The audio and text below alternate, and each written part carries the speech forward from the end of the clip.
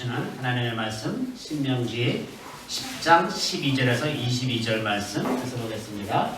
신명기 10장 12절에서 22절 말씀입니다. 우리 다 같이 읽겠습니다. 이스라엘아, 내 하나님 여호와께서 내게 요구하시는 것이 무엇이냐? 곧 내 하나님 여호와를 경외하여 그의 모든 도를 행하고 그를 사랑하며 마음을 다하고 뜻을 다하여 내 하나님 여호와를 섬기고 내가 오늘 내 행복을 위하여 내게 명하는 여호와의 명령과 규례를 지킬 것이 아니냐? 하늘과 온 하늘의 하늘과 땅과 그 위에 만물은 본래 내 하나님 여호와께 속한 것이로되 여호와께서 오직 내 조상들을 기뻐하시고 그들을 사랑하사 그들의 후손인 너희를 만민 중에서 택하셨음이 오늘과 같으니라. 그러므로 너희는 마음의 할례를 행하고 다시는 목을 곧게 하지 말라. 너희의 하나님 여호와는 신 가운데 신이시며 주 가운데 주시오. 크고 능하시며 두려우신 하나님이시라.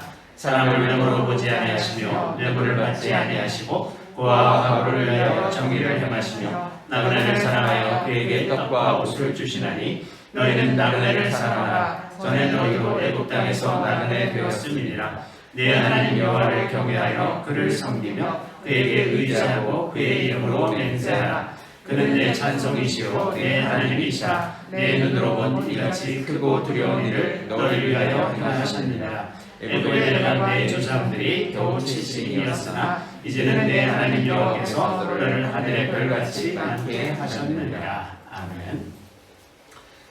저는 오늘 이 말씀으로 내 행복을 위하여 명령을 지키라, 이런 제목으로 잠시 말씀을 나누고자 합니다. 저희가 이제 오늘부터 신명기서를 읽으려고 합니다. 신명기서는 이제 모세오경의 그 마지막 책인데요. 신명기라고 하는 그 우리말은 한자로 이제 저렇게 되어 있습니다. 납신자, 말하다는 뜻이에요. 납신, 신고한다. 그럴 때 이제 신자 쓰는 그런 신자죠. 신명기, 명령을 말로 이렇게 전해준 이야기다. 이런 뜻으로 번역을 한 겁니다. 영어에서는 이제 뉴트로노미라고 이제 이야기하는데, 이 뉴트로라는 단어는 두 번째라는 뜻입니다. 왜 이게 두 번째가 됐냐면 앞에 출애굽기나 민수기에 다 있던 내용을 다시 이야기하는 것이다 라는 개념에서 뉴트로, 그리고 노미는 노모스라는 단어에서 나온 단어인데, 노미는 그 명령, 그 규칙 이런 뜻이거든요. 그래서 두 번째로 전하는 규칙, 그래서 앞에 거가 반복됐다라는 식으로 해석을 해서 그 책의 이름을 그렇게 정한 겁니다. 히브리어에서는 이 신명기를 데바림이라고 하는데, 데바림은 말씀이라는 뜻입니다. 말씀. 히브리어 성경에서는 그 책의 처음에 나오는 단어를 책의 제목으로 삼아요. 이 신명기가 이 데바림으로 시작한다. 하데바림, 그 말씀 이름 이제 이렇게 해서 신명기를 데바림이라고 말하죠.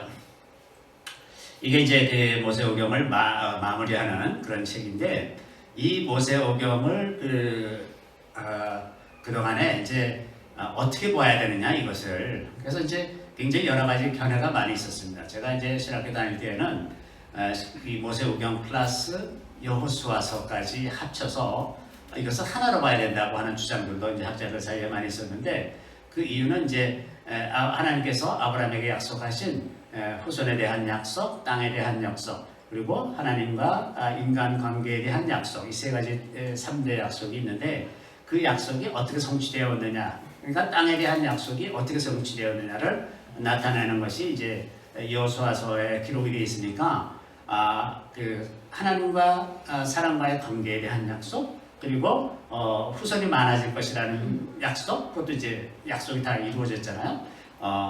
그러니까 60만 명, 성인 남자만 60만 명이니까 실제로 아마 어린이와 그 부인들까지 다 하면은 거의 한 200만 명 정도를 이끌고 나왔을 거예요. 그러니까 후손에 대한 약속도 이루어졌죠. 그다음에 땅에 대한 약속도 이제 여호수아서 보면 완전히 이루어지죠. 또 이제 그 하나님과 관계, 그 언약을 시내산에서 맺고, 이제 이런 모든 것이 여호수아서까지 합치면 이제 다 성취되는 거다. 그래서 이 세 가지 약속에 대한 성취를 봐서 이제 모세오경과 여호수아서를 같이 봐야 된다. 이제 그런 견해가 많이 있었어요. 그런데 그거는 이제 이 그 구약의 그 앞부분을 해석하는 하나의 관점이라고 볼 수가 있는데, 성경을 전체로 놓고 보면 이 모세오경은 혼인 언약으로 보는 것이 정확합니다. 이렇게 보면 이 요한계시록까지 성경이 하나의 전체로 하나의 혼인 언약서라는 것을 이해할 수가 있게 됩니다. 그리고 이 혼인 언약에 따라서 이스라엘 백성들이 어떻게 살았으며 그것이 열방에 대한 약속이 어떻게 성취되었고 마지막에 결국 혼인잔치가 어떻게 이루어지는지, 그것이 이제 요한계시록에 기록된 내용이거든요. 그래서 전체를, 성경 전체를 하나의 혼인 언약서, 베리트, 언약이죠. 언약서라고 이렇게 이해하는 것이 이제 정확합니다. 그래서 그 유대인들의 그 이제 혼인 언약을 맺을 때, 약혼할 때 혼인 언약서를 쓰게 되는데, 그 케투바라고 합니다. 이스라엘 박물관에 가보면 이 케투바들이 이제 실제로 사람들이 결혼을 하면 이 케투바를 써요. 종이에 써서 액자에 담아가지고 이게 벽에다 붙여놓고 삽니다. 그러니까 이 케투바에는 어떤 것이 들어가 있냐 하면은 첫 번째는 양가의 그 기원, 양가의 기원에 대한, 그리고 그에 대한 에피소드, 이런 것들을 기록하고, 그 다음에는 이제 그 신부의 조상들과 그들에 관한 에피소드가 있고, 세 번째는 이제 신랑의 조상들과 그들에 관한 에피소드, 그리고 네 번째는 신랑 신부가 어떻게 만나서 사랑하게 되었는지에 관한 이야기, 그 다음에 다섯 번째는 마지막으로 앞으로 신랑 신부가 어떻게 살 것인지, 그러니까 혼인 관계 속에서 우리가 무엇을 어떻게 할 것인지를 정하는, 그것이 이제 이 다섯 가지 항목이 케투바의 내용이 됩니다. 그러고서 이제 그거를 두부를 작성해서 이제 옛날에 두루마리 이렇게 작성하고 거기다가 밀봉을 하고 거기다가 이제 인을 쳐요. 이제 도장을 찍는 거죠. 그 도장을 이제 7개를 찍습니다. 그래서 랍비가 있고 그 신랑 신부의 그 아버지가 있고, 그 다음에 이제 2명의 증인이 있고, 그리고 신랑 신부, 이렇게 해서 7명이 거기다 이제 인을 하고, 그 다음에 이제 실제로 결혼할 때가 되면, 약혼한 다음에 이제 결혼할 때가 되면 그 인을 띄어서 하나하나씩 보면서 그동안에 신랑 신부가 할 일을 다 했는지 이런 것을 체크를 합니다. 그래서 이제 인을 떼는 거예요. 그게 인을 떼는 과정이 요한계시록에 기록되어 있죠. 첫 번째 인을 뗐을 때, 두 번째 인을 뗐을 때, 그래서 7인. 그래서 성경이 창세기에서부터 요한계시록까지 하나의 혼인 언약으로 다 이렇게 이해가 되는 거죠. 그런 관점에서 봤을 때 창세기는 이제 양가의 기원과 에피소드, 모든 것의 기원이 되죠. 그 다음에 출애굽기는 신부, 그 이스라엘 백성들이 어떤 사람들이었는데 어떻게 구원받아서 어떻게 되었는지에 대한 기록이 이제 주가 되고, 레위기는 신랑의 입장입니다. 레위인은 하나님께 드려진 사람들이에요. 그러니까 하나님 편인 사람들이에요, 이 사람들이. 그래서 이 사람들이 어떻게 거룩하게 살아야 되는지, 하나님 편에 속한 사람들은 어떻게 거룩하게 살아야 되는지, 그거에 관한 기록이 이제 레위기고, 민수기는 이스라엘 백성들이 광야에서 신랑 되신 하나님과 어떻게 관계를 맺으면서 살았는지를 보여주는 것이 되고, 신명기는 앞으로 어떻게 신랑 신부가 할 것인지에 대한 기록입니다. 그래서 신명기에는 앞으로 어떻게 해라 하는 이야기가 많이 있어요.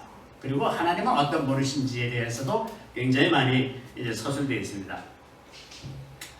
우리가 인류 역사에서 하나님을 가장 가까이 알고 가장 오랫동안 친밀하게 접했던 사람은 단연 모세일 수밖에 없습니다. 모세처럼 하나님을 잘 알고 가까이 접하면서, 게다가 자기 혼자가 아니라 개인적으로 하나님과 관계 맺고 산 사람이 아니라 자기 뒤에는 200만 명의 목숨이 있었어요. 그래서 그 엄청난 무게를 가지고 하나님과 늘 중보하면서 이 백성들을 위해서, 그들의 목숨을 위해서, 그들의 먹을 것, 마실 것, 그 양식들을 위해서 늘 그냥 그 중간에서 고통스러운 과정을 거치면서 하나님께 나아가서 계속해서 친밀하게 기도하고, 이런 사람이 모세 같은 사람이 없었죠. 앞으로도 없을 겁니다. 그래서 모세만큼 위대한 교사는 없어요. 만약에 우리가 모세에게서 배우지 못한다면 아무에게서도 배울 수 없다는 얘기입니다. 그러니까 모세만큼 하나님께서 가까이 대하시고 언제나 모세가 회막에 들어가기만 하면 하나님의 영광이 그곳에 임하여 있어서 언제든지 하나님과 대면해서 이야기할 수 있었던 그런 사람이 모세였단 말이죠. 그러니까 모세처럼 하나님을 잘 알고 하나님의 생각을 이해하고 그 마음을 이해해서 전해준 사람이 달리 없었다는 겁니다.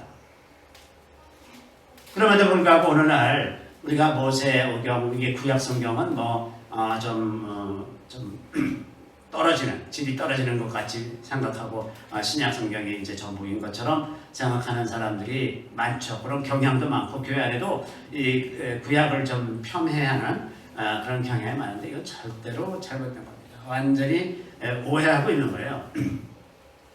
자, 모세처럼 하나님을 가까이 하고 40년을 이스라엘 백성들이 이끌면서 하나님과 아주 친밀하게 지냈던 그 모세가 이제 전해주는 이 이야기들의 그 하이라이트가 신명기예요. 왜냐하면 신명기는 모세가 죽기 직전에 한 이야기들이에요. 자기가 이제 떠날 때가 된 것을 하나님께서 알려주셨기 때문에 그것을 알고서 마지막 이제 당부하는 거예요.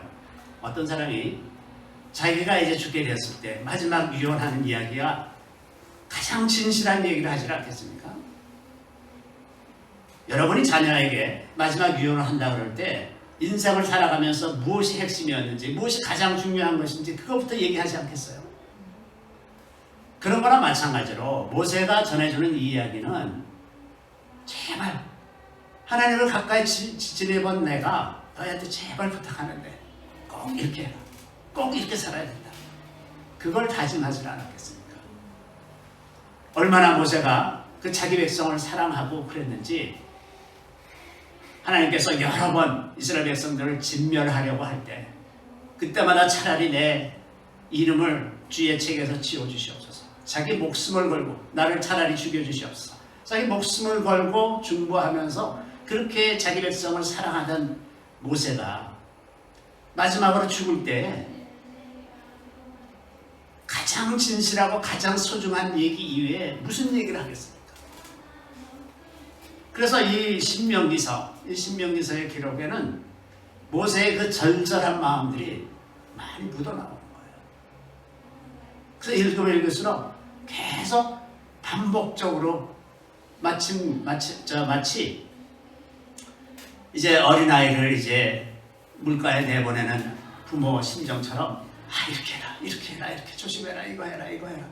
계속 그 마지막 이제 말할 수 있는 기회가 자기한테 더 이상 없으니까 그걸 아주 다짐하고 또 다짐하고 또 다짐하고 잔소리 하듯이 계속 반복적인 그런 이야기들을 많이 하고 있습니다. 오늘의 본문은 그의 한 패턴입니다. 기록된 장소는 모압 평지, 이제 요르단 강을 건너기 직전에 이제 모압 평지에서 한 이야기죠. 그래서 모세가 이제 그 지난 40년간에 어떤 일이 있었는지 그리고 너희들이 그것에 대해서 어떻게 했는지를 이제 조목조목 이야기를 하는 거죠. 오늘 본문에 보면 12, 13절에 보면 이스라엘아 내 하나님 여호와께서 네게 요구하는 것이 무엇이냐? 곧 내 하나님 여호와를 경외하여 그의 모든 도를 행하고 그를 사랑하며 마음을 다하고 뜻을 다하여 네 하나님 여호와를 섬기고 내가 오늘 내 행복을 위하여 네게 명하는 여호와의 명령과 규례를 지킬 것이 아니냐. 자, 여기 13절에 뭐라고 기록하고 있냐 하면 내가 오늘 내 행복을 위하여, 하나님의 말씀을 지키는 것이 너희의 행복을 위한 것이다. 이게 핵심이에요. 하나님께서 우리에게 계명을 주시고 모든 명령과 규례와 법도를 정해주신 것은 우리를 위해서 하신 거다.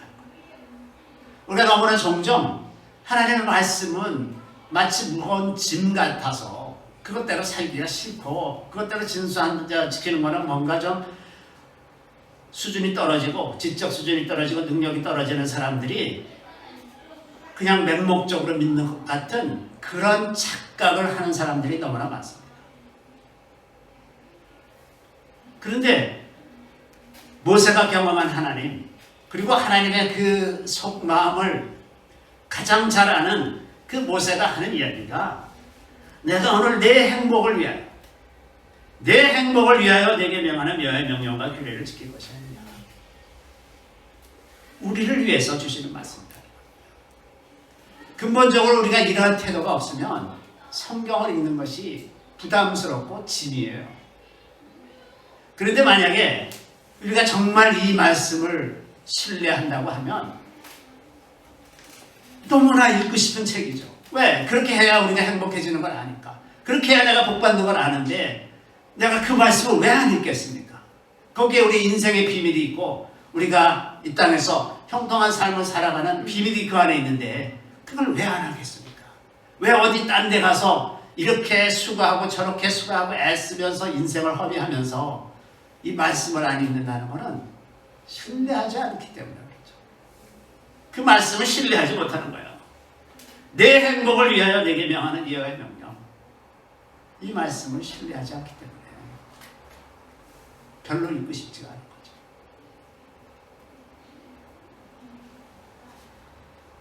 지금 이 모세가 이 이야기를 할 때 그 정말 마음이 편하고 좋아서 그렇게 편한 상태에서 하는 얘기가 아니라 그 본문 앞에 바로 9장에서 보면 이스라엘 백성들이 얼마나 불순종했는지 그거에 대해서 쭉 기록하고 있습니다. 자기가 하나님께로부터 말씀을 받으려고 시내산에 올라가서 40일 동안 금식하면서 기도하고 하나님의 말씀을 받고 있을 때 이스라엘 백성들은 거기서 금송아지를 만들어서 우상 숭배를 하지 않았느냐. 아마 모세가 그때를 다시 회상하면 40년 전에 있었던 그 일을 회상할 때마다 몸이 부들부들 떨렸을 것 같아요. 왜냐하면 너무나 절박했던 순간입니다. 그래서 이제 모세가 내려와서 하나님께서 주신 돌판을 깨뜨리고 그리고 우상숭배하던 자들을 주도하던 자들을 처단하고 그리고 다시 올라가잖아요. 다시 올라가서 두 번째 금식을 합니다. 40일 금식을 합니다. 그때가 아마 모세 일생에서 가장 힘들었던 때였을 것 같아요. 기껏 정말 온갖 어려움을 뚫고 자기 백성들을 이 시내산까지 이끌어내고 지금 하나님 앞에서 언약을 맺는데 세상에 어떻게 그 시간을 못 견뎌서 그 40일을 못 견뎌서 우상 숭배를 하냐 말이죠. 웬만한 사람 같으면 자기도 이 사람들 다 그냥 쓸어버리고 싶은 그런 마음이 들지 않았겠어요. 그럼에도 불구하고 모세가 하나님께 지금 여기서 이 백성들을 쓸어버리시면 이방 민족들이 뭐라고 말하겠습니까? 하나님께서 능력이 없어서 자기 백성을 이끌어내어서 이 광야에서 다 죽게 하였다. 그렇게 말하지 않겠습니까? 그러면서 이제 간절히 호소를 하죠. 그래서 이스라엘 백성들을 이제 죽이지 않는 쪽으로 이렇게 하나님이 정하셨죠. 그때 모세가 이렇게 말합니다. 그리고 내가 전과 같이 40주 40야를 여호와 앞에 엎드려서 떡도 먹지 아니하고 물도 마시지 아니하였으니 이는 너희가 여호와의 목전에 악을 행하여 그를 경노하게 하여 크게 죄를 지었습니다.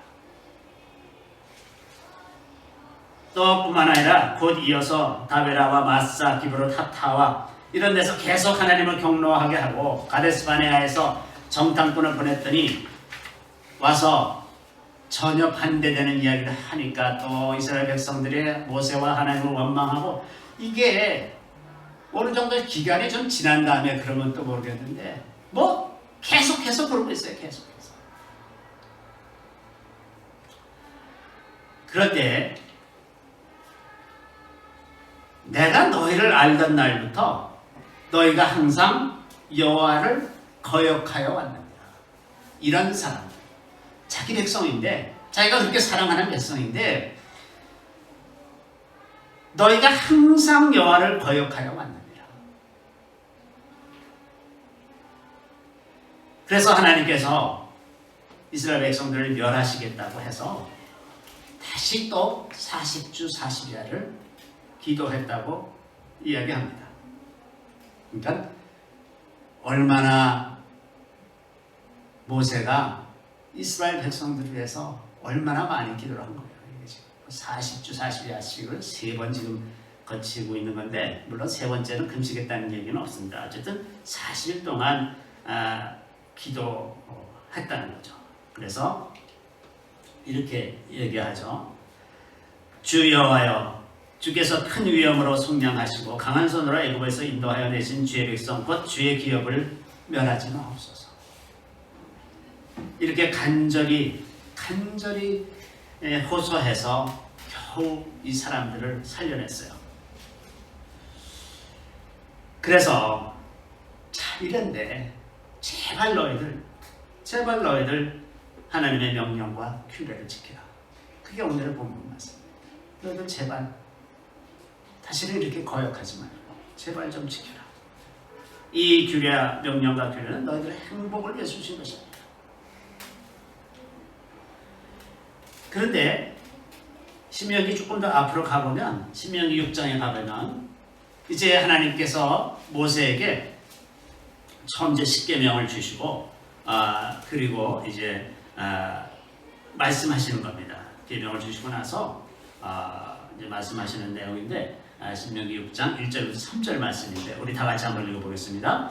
이는 곧 너희의 하나님 여호와께서 너희에게 가르치라고 명하신 명령과 규례와 법도라. 너희가 건너가서 차지할 땅에서 행할 것이니 곧 너와 네 아들과 네 손자들이 평생에 네 하나님 여호와를 경외하며 내가 너희에게 명한 그 모든 규례와 명령을 지키게 하기 위한 것이며 또 내 나라를 장구하게 하기 위한 것이라. 이스라엘아 듣고 삼가 그것을 행하라. 그리하면 내가 복을 받고 네 조상들의 하나님 여호와께서 내게 허락하신 같이 적과 꿀이 흐르는 땅에서 내가 크게 번성하리라. 자, 이거 여기도 보면 분명히 하나님께서 뭐라고 말씀하시냐 하면 명령과 규례와 법도를 지켜라. 지키면 너희가 그곳에서 내 나라를 장구하게 될 거야. 아주 오랫동안 국가가 번영하고 사람들의 수명은 길고 오랫동안 그렇게 지낼 거고, 그리고 내가 복을 받고 조상들의 하나님 여호와께서 허락하신 같이 적과 꿀이 흐르는 땅에서 크게 번성할 거다. 자, 하나님께서 이 명령과 규례와 법도를 주신 목적이 무엇인지 분명하게 말씀을 해주셨는데 지금 40년 지나면서 이걸 지키느냐? 안 지키는 거예요. 안 지키는 거예요. 그래서 이 신명기서를 읽다 보면 계속해서 이 명령과 규례와 법도를 지키라, 이 말씀이 아주 많이 반복이 됩니다. 무슨 어떤 사건이 있었던 것을 다시 기록을 하고 그 다음 그러니 제발 좀 지켜라. 또 어떤 이야기를 하고 나서 그러니 제발 좀 지켜라. 이거를 똑같은 패턴으로 계속 반복하고 있어요. 예를 들면 신명기 4장 2절에 보면 내가 너희에게 명령하는 말을 너희는 가강하지 말고 내가 너희에게 내리는 너희 하나님 여호와의 명령을 지키라. 이러시죠.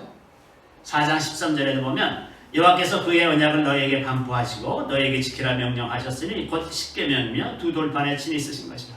계명의 핵심은 십계명이죠. 또 4장 40절에 보면 오늘 내가 내게 명령하는 여호와의 규례와 명령을 지키라. 너와 네 후손이 복을 받아 네 하나님 여호와께서 내게 주시는 땅에서 한없이 오래 살리라. 계속 얘기합니다. 계속. 자, 여기 명령은 미츠바라고 하는 겁니다. 그러나 이제 총체적으로 하나님의 명령을 이야기하는 것이고, 규례와 법도라고 번역되어 있는 것은 그 후킴이라는 것과 미슈파팀이라는 건데, 후킴은 제사법, 성결법, 정결법 이런 것에 관한 것들이에요. 그러니까 하나님과 관계를 맺는 것에 관한 규칙들이 후킵이고, 인간관계 속에서 어떻게 해야 되는지를 알려주시는 것들이 이제 미슈파팀입니다. 그래서 이 후킴과 미슈파팀, 미츠바 이런 것들을 지키라고 이제 반복적으로 명령을 하는 거죠. 또 너는 기억하라. 내가 애굽 땅에서 종이 되었더니 네 하나님 여호와가 강한 손과 편팔로 거기서 너를 인도하여 내었나니 그러므로 네 하나님 여호와가 네게 명령하여 안식일을 지키라 하느니라. 자, 여기도 이제 5장 15절에 이렇게 또 명령하고, 또 6장 24절에도 보면 여호와께서 우리에게 이 모든 규례를 지키라 명령하셨으니 이는 우리가 우리 하나님 여호와를 경외하여 항상 복을 누리게 하기 위하심이며 또 여호와께서 우리를 오늘과 같이 살게 하려 하십니다. 자, 너희들에게 복을 주려고 하니 제발 이것을 지켜라. 하나님이 우리에게 복을 주시려는데 하나도 시키는 대로 안 하고 다 자기 마음대로 해서 복을 줄 수가 없는 상태가 되는 거예요. 하나님이 그럴 마음이 없는 게 아니라 하나님과 그 악한 영들과의 어떤 약속이 있어요. 죄를 지으면 줄 수가 없는, 복을 줄 수가 없는 약속이 있어요. 그래서 그것은 조건을 제거하지 않으면 하나님께서 우리에게 복을 줄 수가 없는 겁니다. 그래서 복을 누리려면 하나님께 순종하는 자가 되어야 돼요. 늘 검사가 마치 우리를 쫓아다니면서 우리의 죄를 낱낱이 기록해서 하나님 앞에서 계속 참수한단 말이에요. 이 사람이 이런 죄를 졌습니다. 그런데 그 사람에게 복을 주신다고요? 그럼 하나님이 의로우신 하나님이 아니시죠? 라고 참수하는 자가 있단 말이에요. 그게 사탄이에요. 그러니까 의로우신 하나님이 그들이 그렇게 참수하는데 그럼에도 불구하고 그것을 아니다. 그래도 그 사람은 의로운 사람이다 라고 말할 수 있는 무슨 조건이 만들어져야 되잖아요. 그 예수 그리스도를 믿는 것이고 죄에서 멀리하는 겁니다. 그래야 복을 주셔도 사탄이 할 말이 없어요.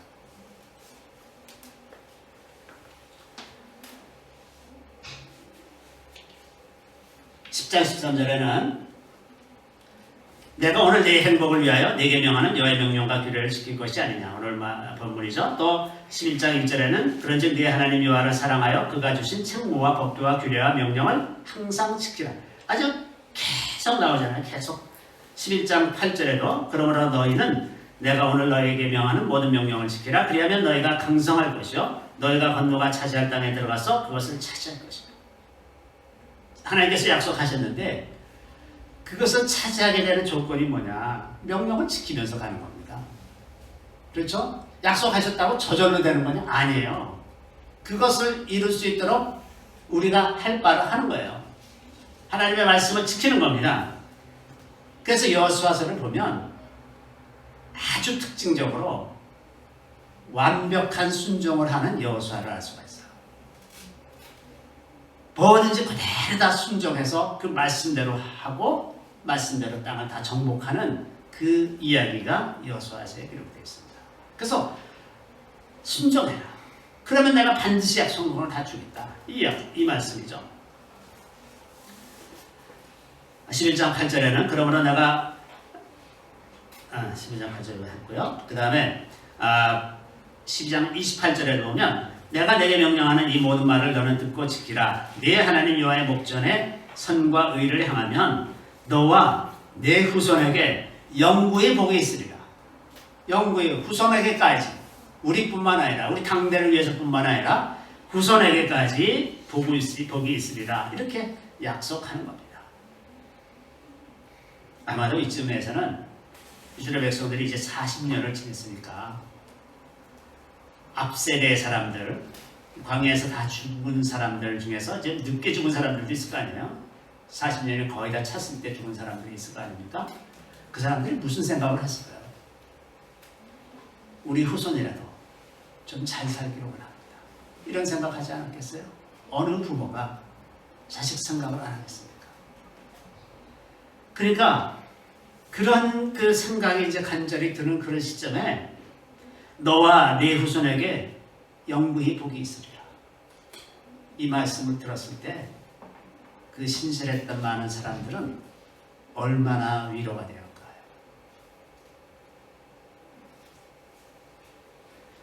26장 18절에는 여호와께서도 내게 말씀하신 대로 오늘 너를 그의 보배로운 백성이 되게 하시고 그의 모든 명령을 지키라 하건하셨느니라.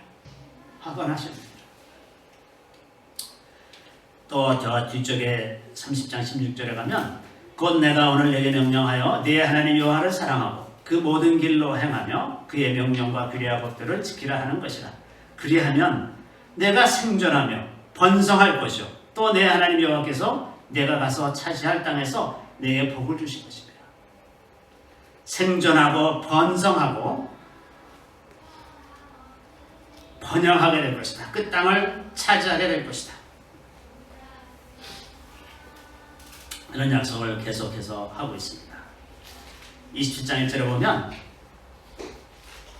모세와 이스라엘 장로들이 백성에게 명령하여 이르되 내가 오늘 너에게 명령하는 이 명령을 너희는 다 지킬지니라. 제가 이렇게 추려낸 것만 해도 이게 12번이에요. 명령을 지키라 하는 얘기가. 그러니까 얼마나 자주 지금 모세가 이 명령을 지켜라. 명령과 규례와 법도를 지키라. 이렇게 얘기하죠. 자, 그러면 핵심적인 명령의 내용을 이제 명령과 규례와 법도를 지키라는 건데 그거와 아울러서 거기에 항상 부가되는 코롤러리처럼 부가되는 그런 말씀을 하는 게 있는데 그게 마음을 다하고 목숨을 다하고 뜻을 다하여 하나님을 사랑하라 이 얘기입니다. 이게 이제 모세가 깨달은 계명의 핵심이에요. 자, 계명과 윤리와 법도를 지켜 행하는데 그거를 이제 외면적인 것만 다룰 수가 있어요. 근데 본질적인 문제는 우리 내면이 그렇게 되지 않으면 이것 제대로 지킬 수가 없는 겁니다. 그래서 마음을 다하고 목숨을 다하고 뜻을 다하여 지켜라. 이게 핵심이 되는 거죠. 그리고 예수님께서도 가장 큰 계명이 무엇이냐? 너 주 너의 하나님을 마음을 다하고 목숨을 다하고 뜻을 다해서 사랑하라. 이게 핵심 아닙니까? 그래서 이 신명기서를 보면 마음, 목숨, 뜻 이것을 이야기하는 데가 굉장히 많습니다. 아주 반복적으로 나옵니다. 반복적으로. 가능하면 여러분이 신명기서를 앉은 자리에서 한 번에 읽어보세요. 조금 길긴 합니다. 아마 한 2시간쯤 걸릴지 모르겠어요. 그런데 이렇게 한 번에 읽으면 장점이 거기서 반복되는 이야기들을 캐치할 수가 있습니다. 이게 부분적으로 읽으면 그냥 하루 읽고서 잊어버리고 하루 읽고서 잊어버리고 그러니까 이 반복적으로 등장해서 지금 모세가 강조하고 있는 내용들을 파악하기가 어려운 점이 있어요. 그래서 앉은 자리에서 읽는 게 굉장히 도움이 되는 그런 방식입니다. 그래서 읽으면 이 말이 이제 계속 반복적으로 등장하게 되는데 예를 들면 4장 29절에 보면 그러나 내가 거기서 네 하나님 여호와를 찾게 되리니 만일 마음을 다하고 뜻을 다하여 그를 찾으면 만나리라. 이 말씀 바로 앞부분에 무슨 내용이 있냐면 너희가 이제 들어간 땅에서 우상 숭배하다가 너희가 돌이키지 않고 하나님을 계속해서 거스르게 되면 내가 너희들을 열방에 다 포로로 잡혀가게 할 것이고 거기서 다 흩어져서 거기서 우상들을 섬기며 살게 될 거다.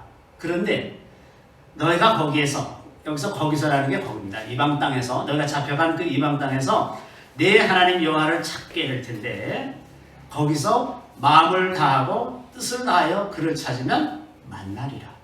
미리 약속을 해주셨어요. 이게 이스라엘 백성들이 3000년 동안 살아온 방식이죠. 쫓겨가고 포로로 잡혀가고 노예가 돼서 거기서 다시 또 돌이키고 거기서 다시 또 돌이키고 이런 삶을 몇천 년 동안 계속 반복한 겁니다. 신명기 5장 29절에 보면 다만 그들이 항상 이 같은 마음을 품어 나를 경외하며 내 모든 명령을 지켜서 그들과 그 자손이 영원히 복받기를 원한다. 그러한 마음을 품어서 경외하면 그렇게 해주시겠다. 또 6장 5절에 보면 너는 마음을 다하고 뜻을 다하고 힘을 다하여 내 하나님 여호와를 사랑하라. 이게 또 반복이 되죠. 10장 12절 오늘 읽은 말씀에도 마음을 다하고 뜻을 다하여 내 하나님 여호와를 섬기고 이렇게 되어 있고 11장 13절에는 내가 오늘 너희에게 명하는 내 명령을 너희가 만일 청종하고 너희의 하나님 여호와를 사랑하여 마음을 다하고 뜻을 다하여 섬기면 또 반복이 되죠. 마음을 다하고 뜻을 다하여 섬기면 또 13장 3절에 보면 너는 그 선지자나 꿈꾸는 자의 말을 청종하지 말라. 이는 너희의 하나님 여호와께서 너희가 마음을 다하고 뜻을 다하여 너희 하나님 여호와를 사랑하는 여부를 알려하사 너희를 시험하시리라. 만일에 너희가 들어간 땅에서 어떤 우상 숭배하는 자들, 신접한 자들, 거짓 선지자들이 와서 혹은 꿈꾸는 자들이 와서 이런저런 이야기를 하면 그 말을 듣지 말아라. 이런 일들이 일어나도록 허락하는 것은 너희가 마음을 다하고 뜻을 다해서 나를 순종하는지 내가 알려고 체크하는 거다 너희들 지금. 이것은 마치 아브라함이 진심으로 하나님을 사랑하는지 알기 위해서 아브라함에게 이삭을 바치라고 말씀하시는 것과 똑같은 거예요. 하나님은 우리를 계속해서 마음을 다하고 뜻을 다하여 사랑할 수 있도록 여러 가지 유혹이나 그런 조건이나 환경을 만들어 가세요. 우리를 넘어뜨리려고 하는 것이 아니라 우리의 마음이 더 순전하여지도록 하기 위한 겁니다. 그런 도전이 와서 우리의 마음이 흔들릴 때 우리가 곰곰이 생각하고 하나님의 도우심을 받아서 어디를 선택해야 되는지를 계속해서 반복해서 하다 보면 우리의 마음이 점점 더 순전한 마음으로 하나님을 사랑하게 되는 거죠. 처음에는 약간 혼란스럽습니다. 이게 하나님의 뜻일까? 혹시 이게 아닐까? 그러면서 잘못 가기도 하고 그러는데 이런 것들을 반복적으로 하다 보면 좀 더 명확하게 하나님의 뜻을 이해하게 되고 그 길도 계속 하게 되잖아요.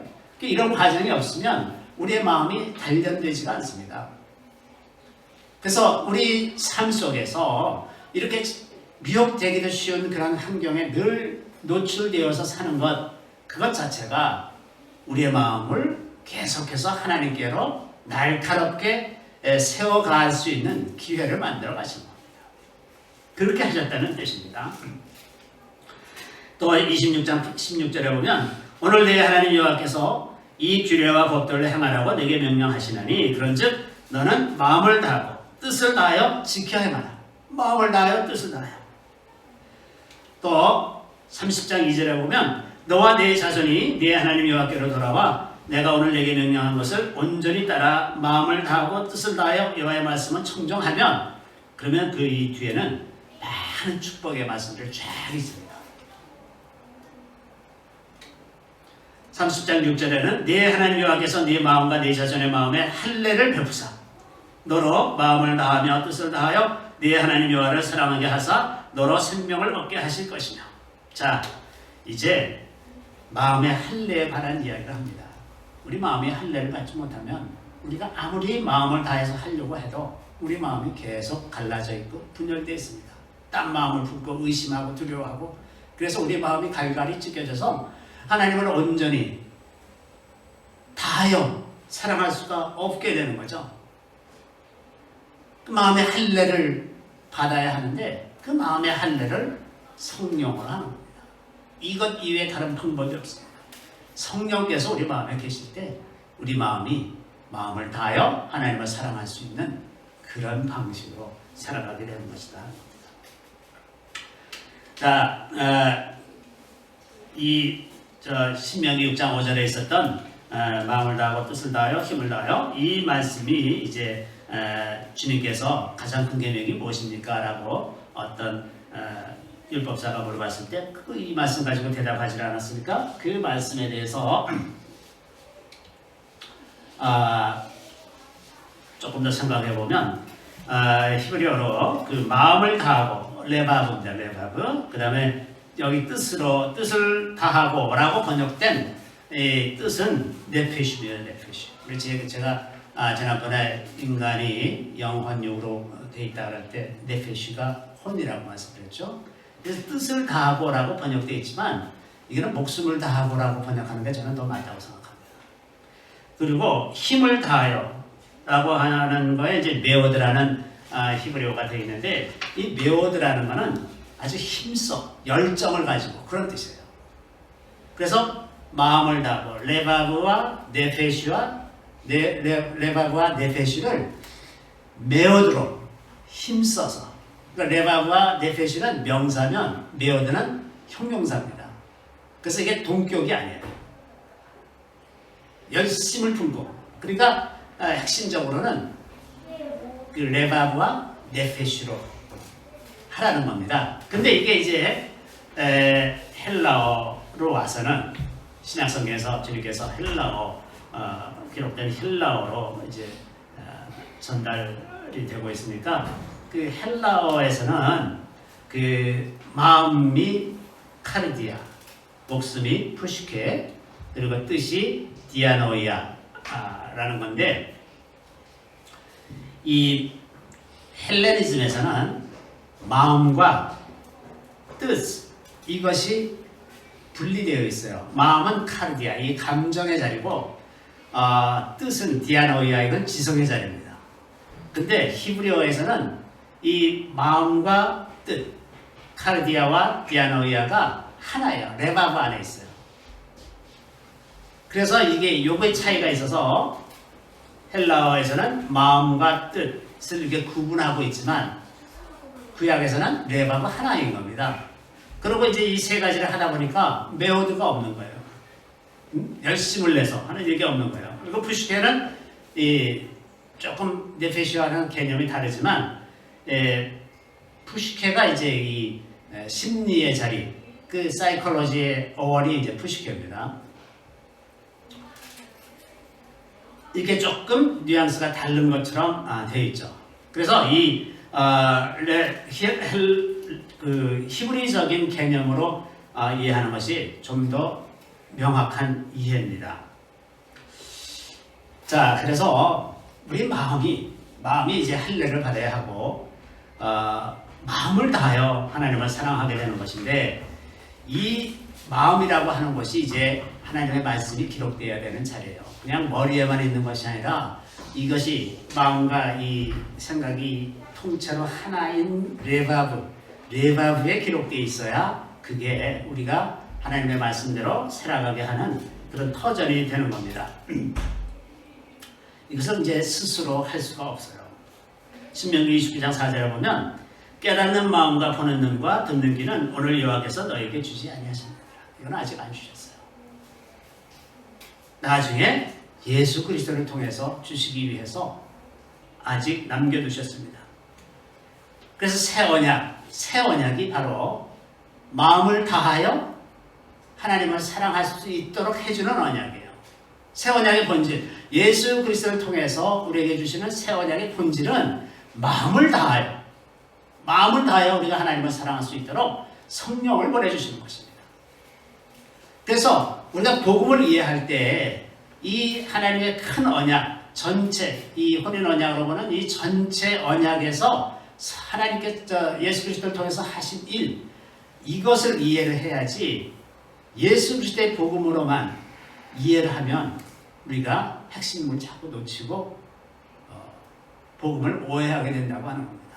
그래서 예수 그리스도의 복음의 핵심이 뭐냐? 우리가 마음을 다하여 하나님을 사랑할 수 있도록 성령을 보내주신 겁니다. 그런데 성령을 무시하고 살고 성령으로 사는 것을 훈련하지 않으면 복음을 지금 반쪽짜리로 만들었어요. 그래서 반드시 이 성령에 관해서 우리가 이해를 해야 되고, 성령으로 우리의 마음이 할례받고 그래서 마음을 다해서 하나님을 사랑할 수 있게 되는 것, 이것이 복음입니다. 자, 다하고라는 단어를 좀 더 주목할 필요가 있습니다. 왜냐하면 우리 마음은 어느 정도 하고 다하고라고 생각하는 성향이 있어요. 한 10% 남겨놓고 한 5% 남겨놓고 다 했다고 생각할 수가 있습니다. 하나님은 우리가 마음을 다하고 전심으로 사랑하기를 원합니다. 그래서 야고보서 같은 데 보면 두 마음을 품는 것은 응답받을 생각도 하지 말아라. 파도에 흔들리는 요동하는 배와 같아서 아무것도 얻을 수가 없다. 이렇게 얘기하는 것. 혹은 두 마음을 품은 자는 한 입에서 찬송과 저주가 같이 나오는 것 같다. 어떻게 한 샘물에서 단물과 쓴물이 같이 나오느냐? 단물이 나오든지 쓴물이 나오든지 그래야지. 그러니까 이게 얼마나 모순되고 잘못된 부패하고 더러워진 마음이냐 하는 거예요. 그러니까 마음이 하나가 되어야 된다는 것을 야고보도 이제 계속해서 이야기하고 있고, 또 주님도 산상수훈에서 한 사람이 두 주인을 섬길 수 없다. 하나를 좋아하고 다른 걸 싫어하거나 이것을 좋아하고 저것을 싫어하거나 둘 중에 하나씩 너희가 어떻게 두 주인을 섬기느냐, 그걸 말씀하시죠. 우리 마음이 갈라지면 두 주인을 섬기려고 그러는 겁니다. 한 달은 여기 걸치고 한 달은 저기 걸치고 살려고 하는 그런 태도가 우리 안에 얼마든지 있을 수 있다고 하는 거죠. 하나님은 열심으로 그 약속을 이루시는 분입니다. 하나님은 우리가 마음을 다하고 하는 것처럼 우리 한 사람 한 사람을 마음을 다해서 대하시는 분이세요. 하나님께서 우리를 대하실 때 두 마음을 품고 하시질 않습니다. 하나님이 우리를 전심으로 대하시기 때문에 우리에게 전심으로 나를 대하라고 그렇게 요구하세요. 그 열심에 대해서 이사야 59장 16, 17절에 이런 기록이 있습니다. 사람이 없음을 보시며 중재자가 없음을 이상히 여기셨으므로 자기 발로 스스로 구원을 베푸시며 자기의 공의를 스스로 의지하사 공의를 갑옷으로 삼으시며 구원을 자기의 머리에 써서 투구로 삼으시며 보복을 속옷으로 삼으시며 열심을 입어 겉옷으로 삼으시고 구원자가 없는 것을 이상하게 여겨서 하나님께서 스스로 구원하시기로 하시고서 이제 메시아가 오시게 되는데 그 하나님이 어떤 분이시냐? 열심을 입어 겉옷으로 삼으십니다. 벌써 제일 밖에 드러난 그 모습이 열심이라는 겁니다. 하나님은 열심을 가지고 우리를 그의 길로 이끌어 가시는 분이시다. 때때로 우리가 그것이 너무 느린 것 같아도 하나님은 반드시 열심으로 그 일을 이루시는 분이라고 하는 겁니다. 잠시 기도하겠습니다. 할렐루야. 우리 주님을 찬양합니다. 주님께서 놀라운 은혜로 우리의 행복을 위해서 여러 가지 말씀을 주시고 명령과 규례, 법도를 지키라고 하셨지만은 우리는 그것이 부담으로 여겨지고 우리를 옥죄는 것이라고 생각해서 하나님의 말씀을 멀리하고 우리 뜻대로 하기를 기뻐하며 많은 실패와 좌절을 경험하고서도 반복적으로 똑같은 일을 하고 있는 저희 자신을 바라봅니다. 주님, 저희들을 불쌍히 해주시기 원합니다. 주님께서 보내주신 성령을 통해서 우리의 마음의 할례를 행하시고 우리가 전심으로 주님을 사랑하며 우리의 뜻을 다해서 열심을 품고 하나님을 사랑하는 자들이 다 되게 하여 주시기를 간절히 바라고 원하옵나이다. 우리 주님의 뜻대로 살기를 원합니다. 모세가 그렇게 간절하게 이스라엘 백성들에게 당부했던 그 말씀처럼 우리가 정말 주님을 신뢰하고 주님을 의지하며 주님을 온전히 따르며 그 말씀을 따라 살아가는 저희들이 다 되게 하여 주시기를 우리 주 예수 그리스도의 이름으로 감사하며 기도드리옵나이다.